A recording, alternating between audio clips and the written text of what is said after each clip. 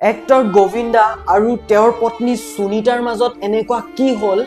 যে তেওঁলোকৰ বিয়াৰ 37 ইয়াৰ্স পাছত তেওঁলোকে ডিভোৰ্স দিবলৈ ওলাইছে আৰু এইটো খবৰ মাজে মাজে আহি আছিল যে সুনিতা আৰু গোবিন্দাৰ সম্পৰ্কৰ মাজত কিবা নহয় কিবা এটা হৈ আছে বুলি তেওঁলোকৰ সম্পৰ্কৰ মাজত যে জুই লাগি আছে তেনেকুৱা ধৰণৰ খবৰ মাজে মাজে আহি আছিল আৰু এনেকে এটা ষ্টেটমেন্ট দিছিল সুনিতাই যেতিয়া গোবিন্দাৰ ভৰিত গুলি লাগিছিল বুলি এটা খবৰ আহিছিল আৰু তেতিয়া এটা ষ্টেটমেন্ট দিছিল সুনিতাই যে যদি কোনোবাই গোবিন্দাক মাৰিব বিচৰা হলে তেওঁৰ ভৰিত গুলি নামাৰিলেহেঁতেন বুকুত গুলি মাৰিলেহেঁতেন বুলি আৰু তেতিয়াই গোবিন্দাৰ ফেন সকলে অনুমান কৰিছিল যে তেওঁলোকৰ সম্পৰ্কৰ মাজত কিবা নহয় কিবা এটা জুই লাগি আছে বুলি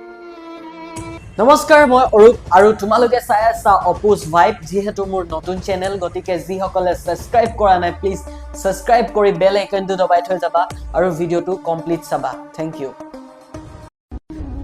আৰু এই মিডিয়া ৰিপৰ্টছৰ মতে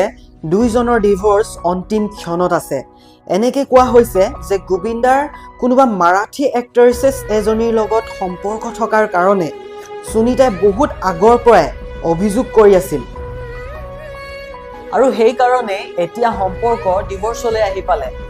আৰু এই ডিভোৰ্সক সকলোৱে গ্ৰেট ডিভোৰ্স বুলি ক'বলৈ বিচাৰিছে কাৰণ এইটো ডিভোৰ্স 37 ইয়াৰ্স সম্পৰ্কত থকাৰ পাছত হৈছে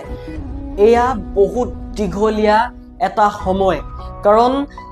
জীৱনৰ আধাতকৈ বেছি সময় দুজনে পাৰ কৰিছে আৰু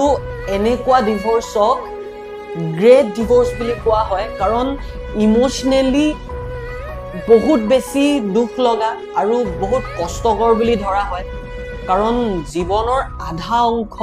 জীৱনৰ আধা সময় তেওঁলোকে একেলগে পাৰ কৰিছে আৰু এতিয়া তেওঁলোকে বেলেগ বেলেগকৈ থাকিব লাগিব